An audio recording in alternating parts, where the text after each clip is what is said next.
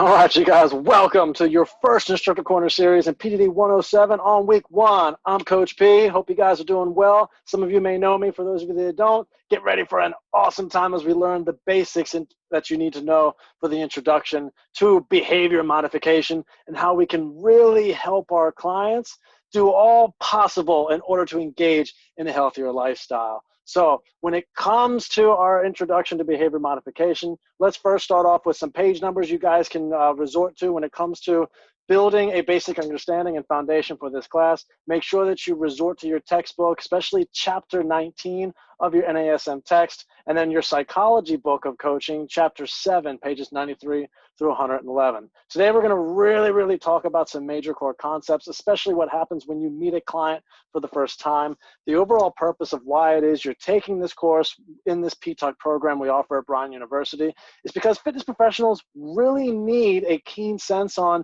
how to communicate with clients, how to provide the best experience for their clients as they possibly can. If you don't know how to talk to another individual, if you don't have a certain amount of likability, it's going to be very difficult for a client to not only develop a relationship with you, but to trust you and to actually do as you do when it comes to how you're leading in this entire lifestyle change. One of the biggest reasons why so many individuals fail in their fitness goals is because they did not have a prime example of how to live a healthy lifestyle and how it was necessary to change and make those permanent changes that they need to be able to facilitate a much healthier lifestyle for them and the people around them. So things that you're going to learn throughout this course is the basic psychology of how to communicate with other individuals. You're going to have a basic understanding of motivation, how to achieve peak performance, and how to help individuals facilitate those lifestyle changes. So first, let's start off with a basic introduction.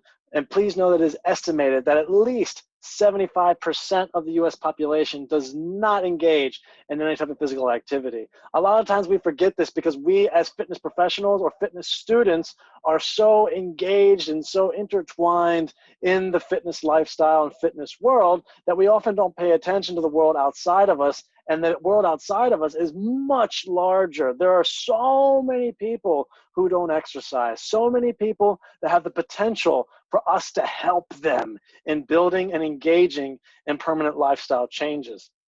So this first week, you're going to really focus on how it is we start to notice someone changing from their initial stages all the way through until they finally get to a point where they can maintain a healthy lifestyle change. And we're going to just touch really briefly on that first initial time that you meet somebody. And you really need to be aware of the client expectations, where you basically have 20 seconds to make a good first impression. For those students of mine that I've had in the past in PTD 100, PTD 107, and other various courses, we may have touched upon how it's so important for you to not only make a strong and good impression with your client, but to also make sure that you know how to best establish rapport and develop a relationship.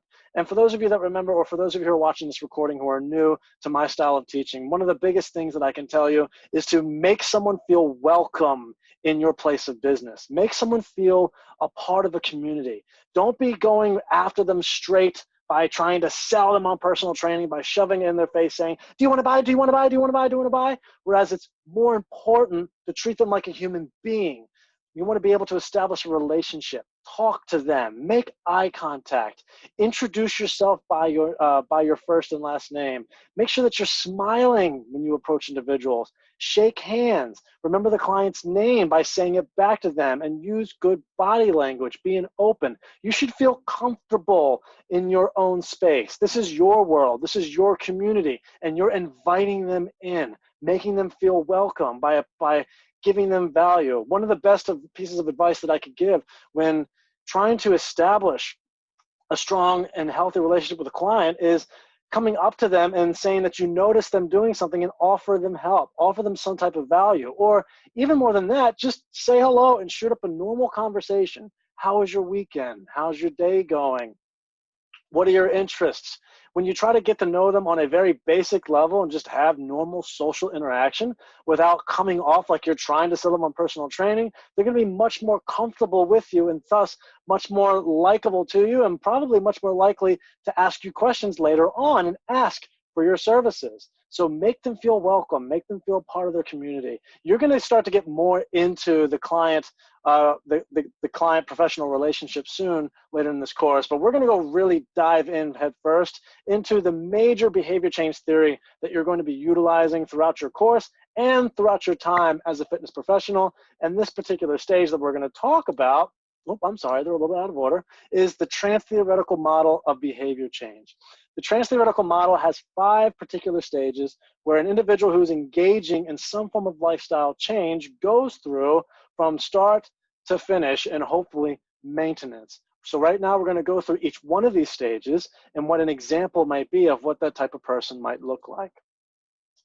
So the first stage of change is stage 1, pre-contemplation.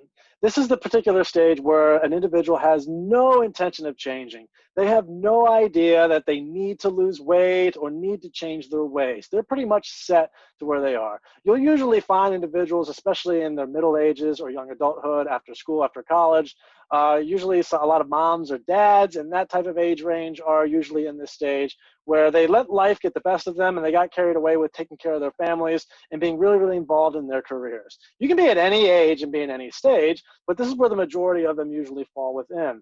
These people also have not exercised or not intend to start exercise, physical activity, or engaging in healthy nutrition lifestyle behaviors within 6 months. All right? They have no idea, they have no intention, they don't want to start. So the best strategy with individuals in this stage is contemplation. So when you're a personal trainer, it's really can come down to you as far as identifying who these individuals are. So if you have your own social media that's representing your brand, or if you're working at a box gym or a boutique gym, these are the types of individuals who have no idea that they need to start changing, and you can simply put education out there to get them to maybe start thinking about making that lifestyle change. Stage 2 is contemplation. This is where something has happened, okay? So it was brought to their attention that there needs to be some sort of change. They need to start changing their behaviors. More often than not, this is when an individual has been told by their doctor that something needs to change, or they've been in a slight accident, or even something as simple as noticing that your clothes no longer fit properly, or you can't keep up with your kids when you're exercising or playing with them outside. Whatever it might be, some sort of acute event occurred that brought to their attention, hey, I need to make a change. Let's start thinking about this a little bit, all right? So they start thinking, they are not exercising yet, but they're thinking about becoming active within the next year, within the next 6 months or so, all right? Now, because contemplators are a little bit more active, trainers can have a great deal of influence here with their education on what contemplators choose to do. They can help educate them on various styles of exercise, or educate them on the overall benefits of engaging in a healthier lifestyle. So these are usually the individuals that are scrolling on Instagram or Facebook or shopping or looking around at potential areas to where they might try to become educated and get a little further information before they make a choice and an actual commitment to engaging in a fitness program. Stage number 3 is preparation. People in this stage have made the choice that they're going to change their behaviors, and now they're going to start planning. They're going to start figuring out what are some strategies they can engage in. What do they need to do to eat healthier? What do they need to do to start exercising? They start believing in the overall benefits of physical activity and eating healthy. So oftentimes people in the preparation stage might have unrealistic expectations for their change. It is human nature to want to fix something and change it and achieve it fast. If someone had the choice of taking a pill that would give them all the benefits of exercise rather than going through months and months of hard work and actual inner change, most human beings would do it, right? It is up to fitness professionals to be able to show the value in living a fitness lifestyle and learning and adapting those inner working behaviors that make it last, that help build discipline and commitment. And a lot of times, potential clients are at a high risk of disappointment and early dropout during this stage if they do not realize that it takes hard work and they don't come to peace with that. So once again, the preparation stage is going to be up to the fitness professionals to really do a good job of educating properly before someone enters into changing their lifestyle behaviors. Now we get into the two most important stages for a fitness professional to be involved with an individual. So in stage 4, we've hit the action stage. People in this stage are active. They're working with the personal trainer, or they're doing exercise on their own. They're starting to eat healthy and engaging in better behaviors, doing meal prep or some sort of organization working with a nutritionist. They have started to exercise, but they have not yet maintained their behavior for 6 months. It is up to the professional to really do a good job of showcasing and leading on how to perform these behaviors, how to live the fitness lifestyle. It is really, really important for coaches to really showcase how to navigate the waters of these challenges. It's really important for personal trainers and fitness professionals to provide strategies to make sure that clients adhere to the program and don't drop out. You're going to learn more about these types of strategies in an additional, in another week coming up here soon. But just be aware that this is the stage where it's really up to the trainer to become involved. As I say always, for those of you who have had me before in my classes, there's a big difference between a mere personal trainer who walks into the gym, works for a client for 1 to 3 sessions for an hour or 2 a week, and then never talks to them again. Whereas a fitness professional is someone who's involved in their life, who is following up with them, creating goals with them, encouraging them, giving them the tools they need to overcome challenges, reminding them of their successes, and doing all that they can to ensure that the client is going to build the necessary habits, to build the necessary skills that they need to be able to traverse the ups and downs of what means to be in a lifestyle of fitness, and how they can ensure that they get to lifelong success. And then we get to the maintenance stage. This is where people have achieved their goal. They've lost their weight. They've become active for 6 months or more. Your job does not end here as a fitness professional. This is where the individuals have changed their behavior and they're in an exercise routine, but they can be easily tempted by old habits, by falling back into sedentary activity and other habits that they're trying to kick permanently. Once again, it is up to a fitness professional to really help them cultivate strategies to help their clients maintain their activity in an exercise program, to really build their self-worth and self-efficacy so that they know that they can continue to succeed, and they have a toolbox in front of them that they'll be able to use to be able to continue their adherence to their program and keep them living a fitness lifestyle for as long as possible, or forever, which is our main goal in reproducing ourselves onto as many individuals as we can. So when you're going through the stages of changes and you're really trying to determine what stage somebody's in, you need to think about the following questions. What experience with physical activity have they had in the past?